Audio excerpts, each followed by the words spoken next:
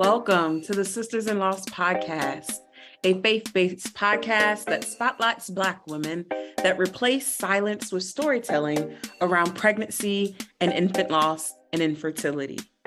Black women experience miscarriage and stillbirth 4 to 5 times more likely than white women in the United States, according to the CDC and NIH. Whether you've experienced a miscarriage, infant loss, or stillbirth, are trying to conceive, or have an infertility diagnosis, you will learn about resources and strategies to heal, gain clarity, peace, and hope, and find an empowering path forward after loss.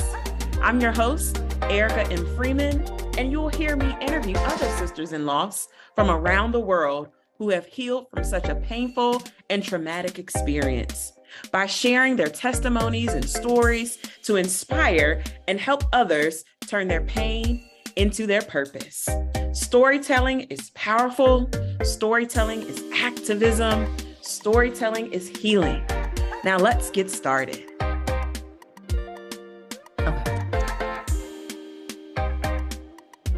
Hello, welcome to the podcast. Hey, Excited to have you. I always like to begin with you introducing yourself, sharing a little bit about yourself and what you do.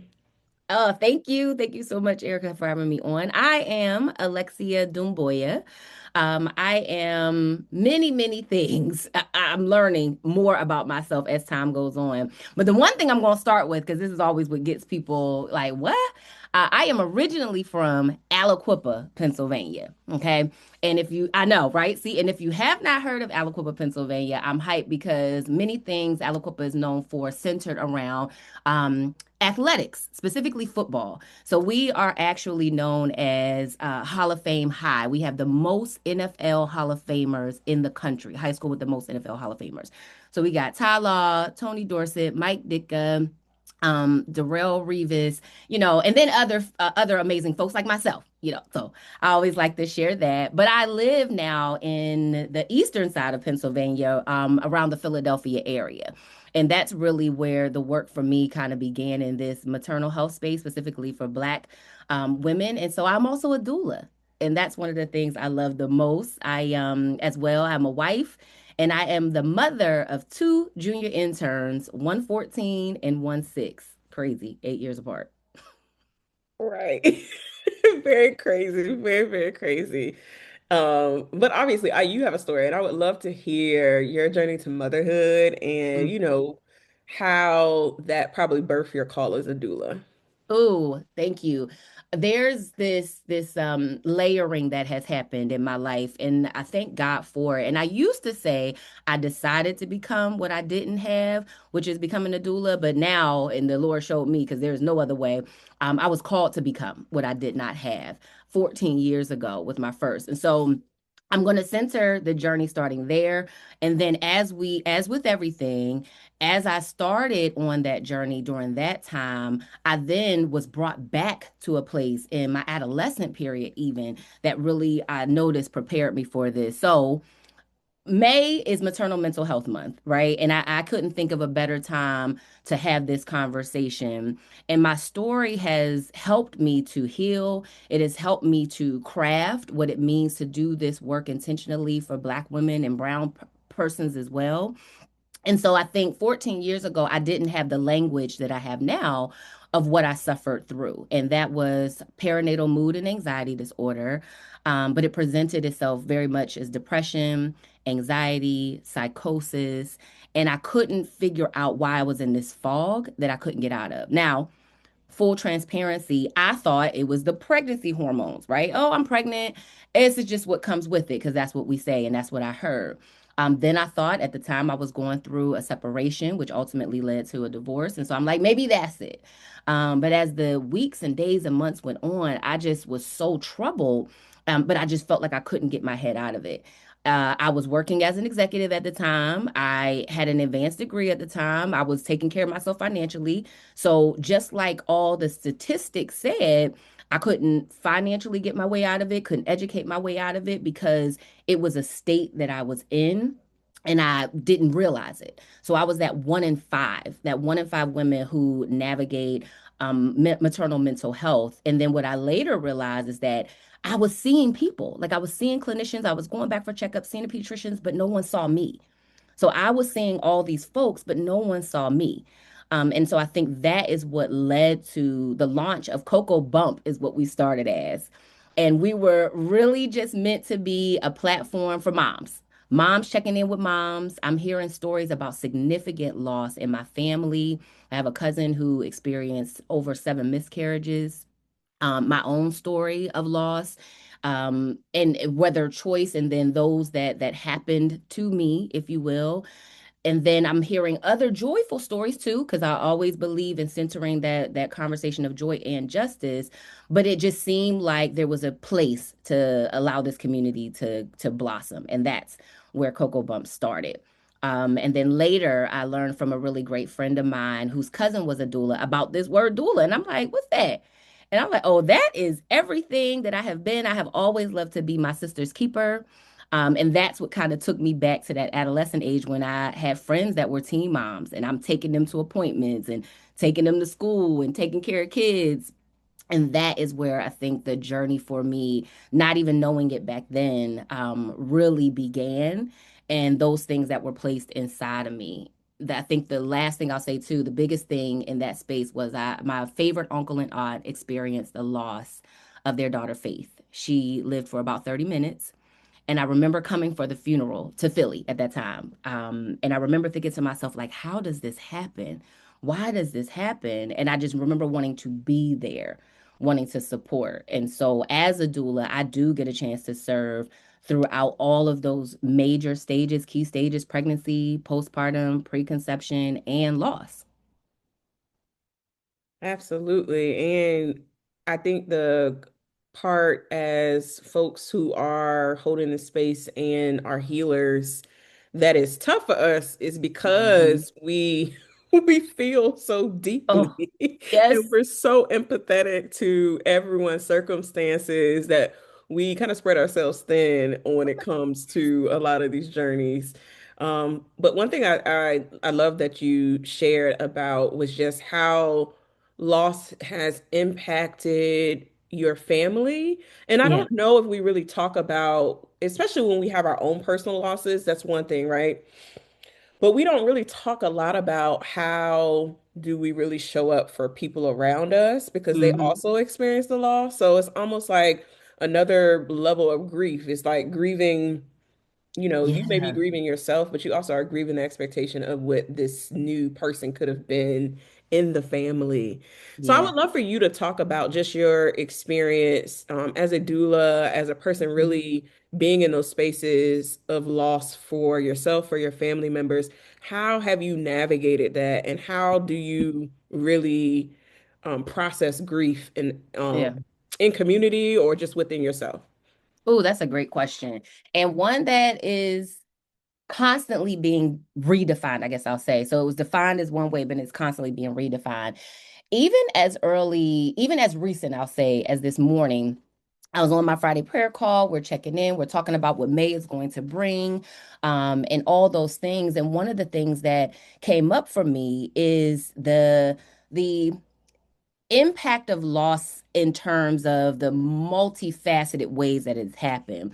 Child loss being one. For me, I am also a sexual assault survivor. And so loss of innocence for me was another. Over a 8-year period, I lost three very significant people to me: my father, my mother, and my grandmother. So then it was a loss of loved ones. And so I've kind of started coining this term, the weathered warrior, right?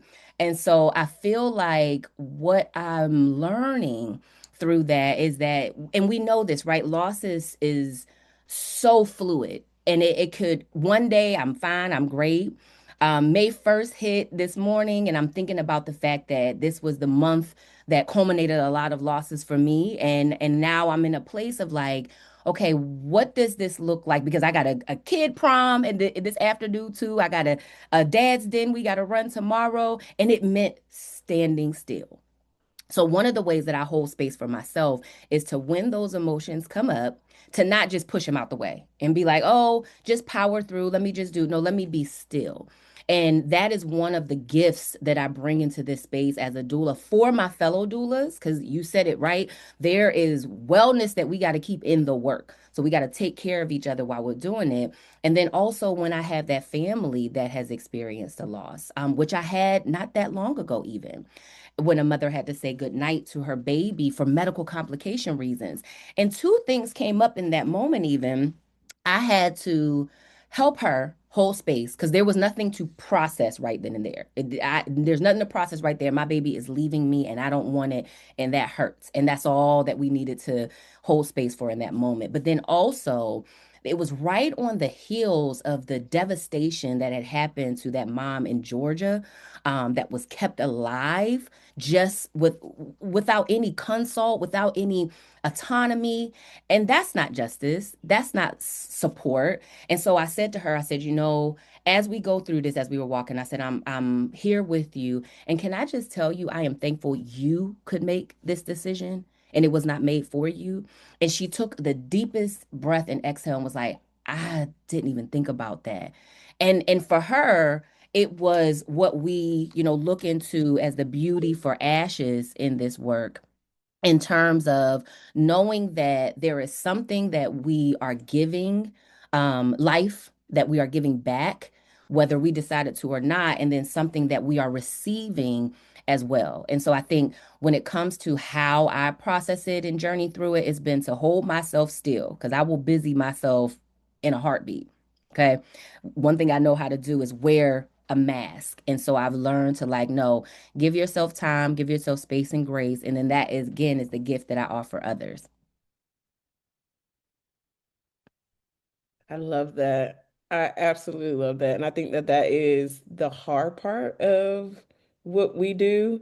Hmm. Especially it's especially just hard in general as Black women when we have been conditioned to go, go, go, to do, do, do, Hmm. to extend ourselves in every circumstance, and then we are typically the last on the list of things that we should take care of. So, and many times when we do experience profound losses, as you said, um, that we don't even think we have the ability or capability to sit still. Like the capacity is not even there because it's Hmm. like, oh no, we got to go do this. We got to go do that. We got to get back to work. We got to take care of this person. We got to do this.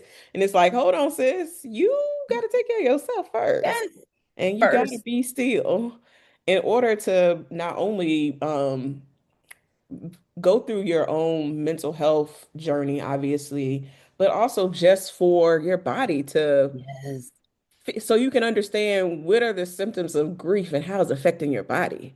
Because many times we think we have other ailments, and maybe Hmm. they are there, but they typically are heightened because of how grief shows up in our bodies. Yes, And many times we don't release that grief, and it comes back to us in it stomach does. aches and panic attacks and Hair loss. hair loss, anxiety, all these perimenopausal, especially for those who are 40 plus, Ooh. symptoms that may be definitely could be contributing to some of the things that you're having, but it also could be grief that's just Mhm. and anxiety that's just showing up and manifesting differently. I would love to transition and talk about your organization because obviously it started off two different things. You call it Cocoa Yeah. Bump and then Cocoa and Mhm. then Cocoa. So tell me about this transition of, really supporting moms in a different way and then Mhm. actually transitioning, going to doula training, getting to doula work, and then really launching this organization that's really making an impact in Philadelphia and beyond. Thank you. Oh gosh, I want to have this so sweet story about this transition from Cocoa Bump to Cocoa Life, and we still use the language Cocoa Bump, especially for our doula group. But I want to be transparent and real, right? Okay, so in 2019. Coco Bump. I'm talking to a few other of our founding members, if you will, with us. And I'm like, oh, I got this name for this organization. I want to do Coco Bump. And they're like, oh, yes, let's go with it. We started off even doing these amazing gift boxes, and we still do for each of those stages: pregnancy, postpartum, and compassion. And we had this cute little bump black girl on there, Coco Bump boxes. And then about a month after we launched, I get this interesting email letter that pretty much says you got to stop putting bump on the box. And if you don't, we're gonna have some problems. And I was like, "Ooh, okay. Now this is an interesting term." And so like it was the duality of fear and excitement, right? Because on the one hand, I was like, "Oh shoot, what am I gonna do? How do I change this?" And then it was excitement because it was like, "Oh, this large company is like, we already doing this, and you are essentially could give us a run for our money." And so the one angle that we do have is to say, we need you to put a pause on that. Thankfully, I had some amazing persons around me, and our attorney said, listen, Alexia, you are early enough in this venture where you can pivot the name. You can pivot, you can keep the identity of the organization and who and how you want to serve, but just pivot the name a little. Otherwise, you're going to keep going back and forth around this. So I said, okay, perfect. I'm talking to my brother-in-law who says, who's helping me navigate this too, and says, well, .black is a domain. And I'm like, really? And he's like, yeah. And I'm like, oh, you say less. So there we transitioned to cocolife.black. And it really was a perfect transition too, because we also recognized that we needed space for kids. We needed space for dads. And so, and the community at large, which we call our Mombassador Village. And so that is our name and our website, cocolife.black. And it is just that. We center around community. We always talk about building a community empowered model of care. And it really hinges on that African proverb, it takes a village. And we know that. And in our Black community, we have to re engage and re empower and even reimagine in some cases our village. But this is also ministry for me. So, right after we had launched, and relaunched cocolife.black, my church decides to start a doula ministry. And I'm like, this is literally a year later. And I'm like, you have got to be kidding me. Okay, Lord, this is it. This is the sign. When the signs be signing, you just got to roll with it. And so I decided to embark on that journey. Now, mind you, I am also had just had a baby, not too soon, before this happened. But I'm in this class and I'm like, let's go. And so my experience with my fellow doula sisters was amazing. But I came out of that training still missing something. And it was the Black experience. And I was like, this was good. And then I'm talking and going through again, talking to other doulas. And so that's where we decided as Coco Life to also start to create an academy and an agency for doulas. And so now across this country, we have trained over 500 doulas and allowed them to get certified to even go on. And for those who want to, in states where you're able to become Medicaid providers so that they can get compensated for their services too. So that has been the lane as a community doula that we've done. And so for our families, we still are able to provide connection to doula and mental health services. That's key. And now we've also heightened and elevated our focus on postpartum care. So you and I know, like, if there's not enough conversation about like infertility and loss, there definitely still isn't enough conversation around postpartum and how we support these people beyond that initial birth experience. So that's what Coco Life has been doing the last 7 years and where we want to continue to grow through. I I love it. I think the part of community and like you said, that African proverb, it takes a village to raise a child is necessarily, I would even extend it further and say it definitely takes a village to raise a mother and a father and parents, right? Like Hello. Hello. because Jesus. we can't do this by ourselves. I really No. want to talk about community because obviously, I always like to call him God winks. God winked and he was loud and those signs for Yeah. you to say, sis, your purpose and your destiny are aligned and this is what you are called to do. This is your ministry. This is how you are serving the kingdom Yes. here. Um, but when we think about community, I think the hard part because of just the way these American culture is, a lot of our communities that were very close and close knit, but also close physically, Yeah. which is how a lot of not only probably our generation, but the generation before us, like our parents' generation, grew up. But since a Hmm. lot of us have been push to, go to college and find a job, many times those job opportunities lead us elsewhere outside Yeah. of what we know as our normal blooded community. And, many times we find our way back home, and many times Yeah. we can't because of job circumstances, right? So many people, when they come to hire a lot of us as doulas, it's because they don't already have that community there, or they're missing a part of their community, and they just want to have that extra structure in place, or just want to have the extra knowledge there, Hmm. to help support them as they're navigating through their pregnancy, their postpartum period, fertility challenges or what have you.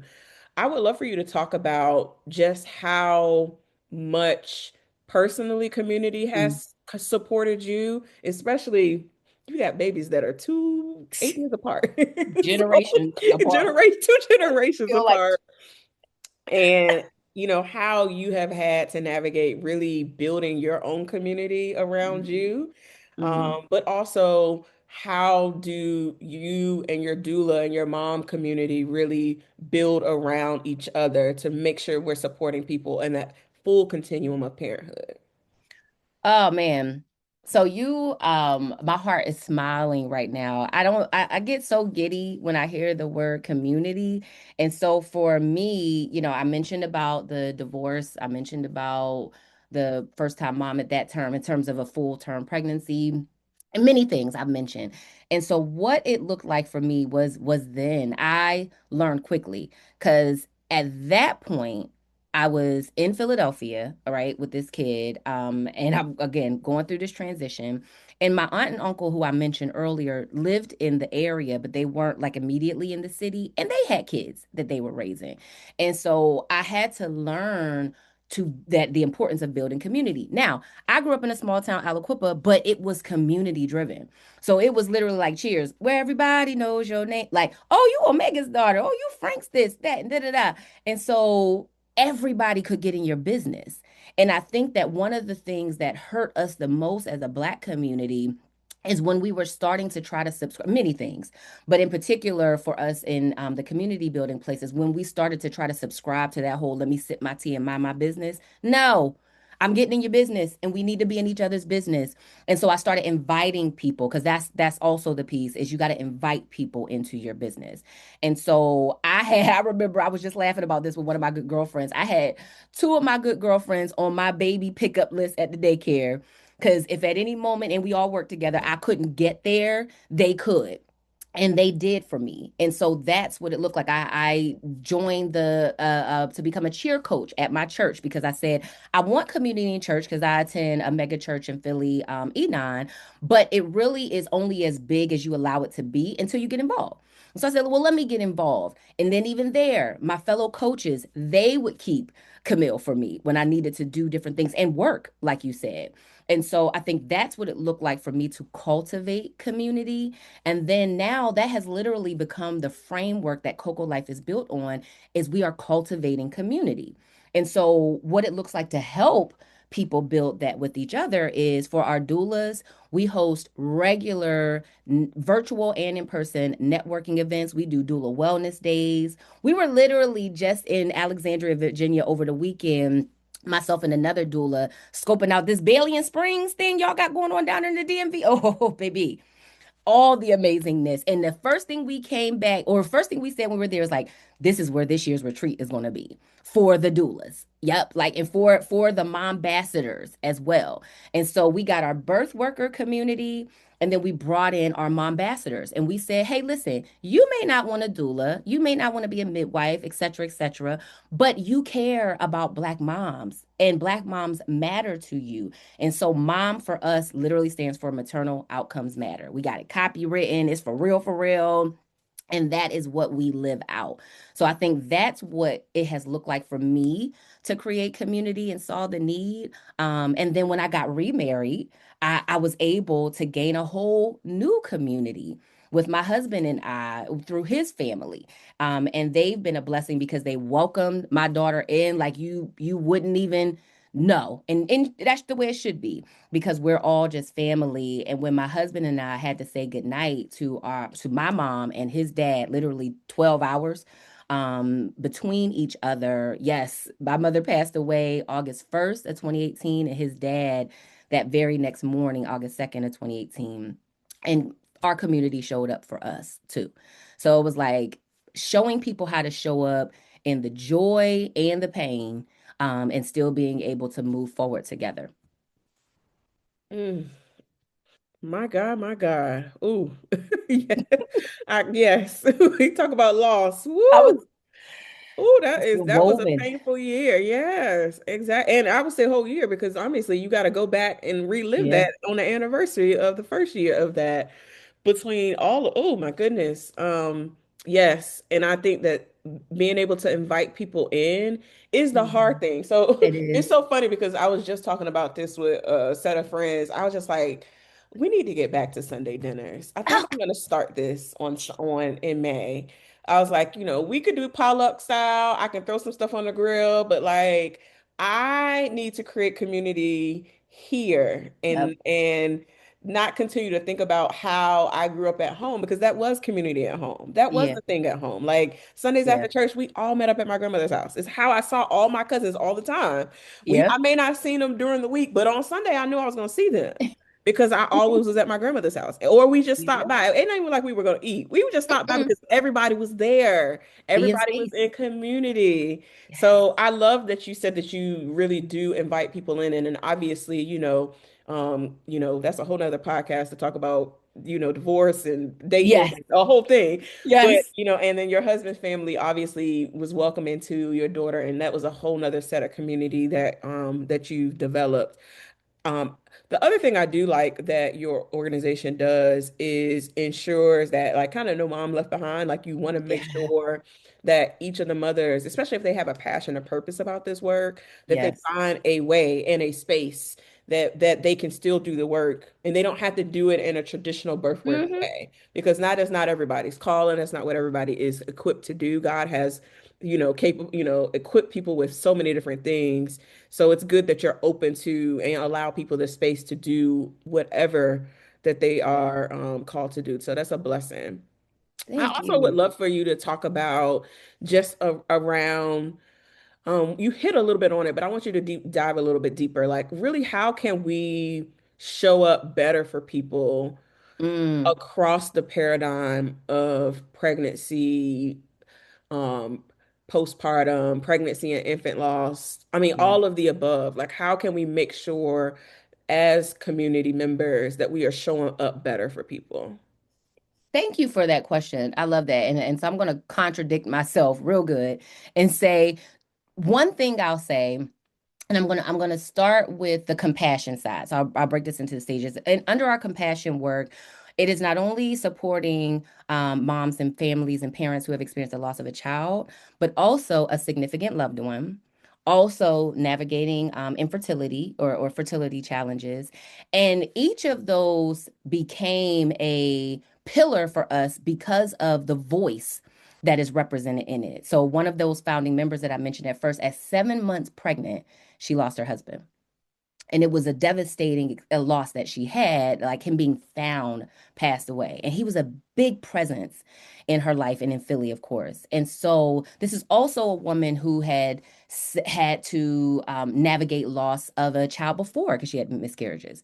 So she says this story about she was holding her breath the whole pregnancy about losing her child and lost her husband. And so we instantly knew that we needed to create space for her and for folks like that in those same situations. And so that's where Beauty Over Ashes evolved from, as an organization that builds community for persons who have lost a significant other during pregnancy or after. And so I name our fathers like Omari Maynard and Bruce, and our father who is close now that I connected with here in Philly, Mark Lewis. and they are continuing to do the work, and we got to make sure we show up for them. And so the contradictory part comes in when you talk about pregnancy and postpartum. So I just said we got to invite people in, yes, and community, don't make them ask. That's that, don't make them invite you, show up.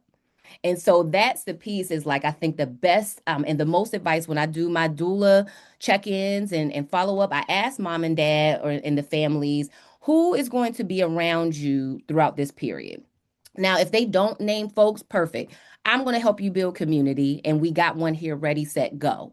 But if they do, I'm like, okay, let me talk to mom. Let me talk. I was just on the phone the other day with a bestie, and I was like, okay, bestie, this is what I'm going to need for you to do. We do postpartum and prenatal planning and preferences sheets. So just like how, people make their birth plans and birth preferences, we're like, well, let's talk about postpartum. So that entire perinatal period, and then including if we need to layer in loss, I'm encouraging folks to see people. If you are in the community and you see this pregnant mama, ask her, has she been keeping up on her blood pressure? Ask her, does she have what she needs at home? Because these social determinants of health and the deficiencies that are in our community are real. And so it's not enough to just, hey, you got diapers and wipes. Yes, that too. But also you got to ride to your appointment. Same thing. Like, let them know about doulas. If you see someone, they're like, do you have a doula? If not, I know a place you can go. I know a place. I won't sing for you, but these are the things that I want to make sure that the community is mindful of, and that's to be mindful of these families that are growing, because we got to nurture them. Yes, absolutely. Definitely agree with everything that you just said.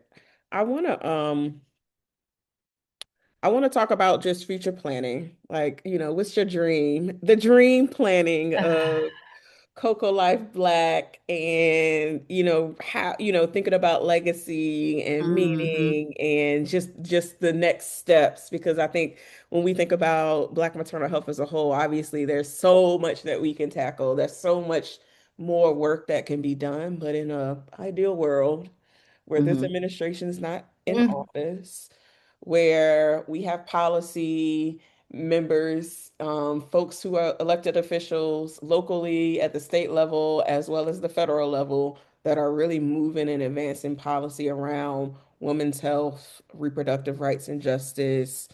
What would you want your legacy to be in this space?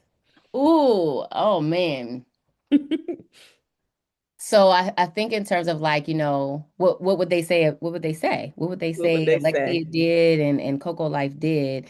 There's a whole team, and not a big team, but there's a whole team behind Coco Life, from Lakeisha, our COO, Natasha and Jamia, who are doulas, and then our main community that is also serving. And I think one of the biggest things is that she saw gifts in others. And so she saw the gifts that others brought into this space. And that's where, for me, collaboration comes in. Kingdom collaboration, kingdom aligned collaboration has been my word this year. And I think that even kind of goes back to what you said about community. We are not going to win this, be successful at this by ourselves. If you see Coco Life out here and all we doing is our thing, that's problematic. And it is not going to yield the type of fruit that we want. Definitely not going to yield the fruit of the spirit. And so on our side, we take responsibility for building us being a collaborative source where people can come in and share out their gifts, but also other organizations. We can tag team and work together on this thing, and bring our strengths together on that Voltron. I always use that example. Like, we got to be like the Transformers. But then in addition to that, when it comes to policy and impact in that, some of the things we've even talked about during Black Maternal Health Week is, like, we have got to get paid family leave as just a natural thing. Universal health care, right? That has got to be a real thing. It can't be just a dream or something that we see happening across the pond in other areas, because we can't be well if there's no wellness for us to pull from. We really operate in this country from sick care. And I do have a background in health plan administration, funny enough. That was what I did before moving in, I worked for different health insurance companies, domestic and abroad. And I could see where the systems are operating the way they're supposed to for Black folks, but they're never going to allow us to thrive, which is what we need. So we need those things like universal health care. We need paid family leave. We need doulas to be covered. At a living, thriving wage, not just surviving wage. We need us to be covered just like you would. And also, because a really good midwife friend of mine helped me to also remember we don't put a lot of stock into women's health, period. Even the obstetric teams, from the nurses to the doctors to women's health, is one of the lowest paid in the clinical medical space. What does that say? That tells us right there everything we need to know. And there have been many messages that have said you judge a country, you judge a community by how it treats its most vulnerable. So, how are we treating women, babies, our elderly, veterans? And so I think that's what I want the legacy to look like is that we have created a space for community to thrive. We center kingdom collaboration and we amplify our voices in spaces where they need to be heard to inform and reform and implement policy. Because we can have all these bills put in place, but if we're not holding accountability, if we're not holding these systems and including our judicial and federal ones accountable, then they're just going to be existent. So I think that's a big part of the legacy that I'm working towards every day is and then at the center of it all is like leading in love. Like that's the biggest thing. One of my sayings is we have to lead in our lane. And so the lane that I choose to operate in is one of compassion and love. Yes, lead with our love. Good, good, good. I love that. So I got some rapid fire questions I want to Okay. ask. All right. What is one word that describes your grief journey? One word to describe my grief journey. I would say revealing. Mm, Revealing is good. revealed a lot. Yes. What's one thing you wish someone said to you? Say it one more time, sorry. What is one thing you wish someone said to you while you were on Oh your grief journey? man. Oh, okay. While I'm on my grief journey. Okay, let me come back. So one thing I wish someone would have said to me while on my grief journey is be patient with yourself. Be patient with yourself. What is one thing you would say to someone who's newly experiencing loss? Be patient with yourself, and give yourself grace. What does never healing alone mean to you? Never healing alone means to me that I'm seen, that I don't have to operate in isolation. I don't have to shrink. Mm, Um, and to know that what I've gone through is not the culmination of my story. It's a part, it's a chapter in my story, but there will be more that comes from that. So never healing alone just means to be not be afraid to be in community with others. I love that. So my last question is where do you find community or how are you still learning to? I find community. I have some amazing sister friends that are great that show up. I love what you said about the Sunday dinner because yes, I was just talking about okay, we got to get a cookout. I will find any reason to throw. Edutainment is my word, especially when it comes to Coco Life. It's like we're gonna have fun, but we're gonna build community. So I find community and fellowship in my friends who are like-minded, who see me even when I don't see myself sometimes, and my husband learning to be a better I shouldn't say better, well, better, but learning to be more fruitful in my wifehood journey. There's also a community that myself and a few ladies developed called Wife the Vision, and it's for wives and aspiring wives. And I think that's where I'm also learning is that the more I allow my husband to love on me and to see me, and the more I see myself as he sees me, as God sees me first, but the way he sees me, I think that is what is helping me to really birth this next person of myself, this next part of myself. I love it. So, what encouraging words can you leave with our listeners, especially those who have gone through loss, who are looking for community, who may need a doula? Mhm. Leave us with some encouraging words, sis. Um, you encouraging words, I will say, is that you are so much more than this experience that you are having right now. Whether it is the joyous experience you've had or the one where you feel like you cannot scoop yourself off the ground, know that even as your organization says, we are sisters. We are sisters in loss. We are sisters in love. We are sisters in life. And I think understanding that right here, there's purpose even in your pain, and no one wants to go through it, but the testimony that is on the other side, the lives that you are going to impact, it can feel heavy, even that. But just knowing that you do not have to go through this alone. Cocolife.black is here, Sisters in Loss is here, and many other organizations are here, and we want you to be in space with us. Love it. So, where can we connect with you after this episode? Website, Yeah. Instagram, all the things.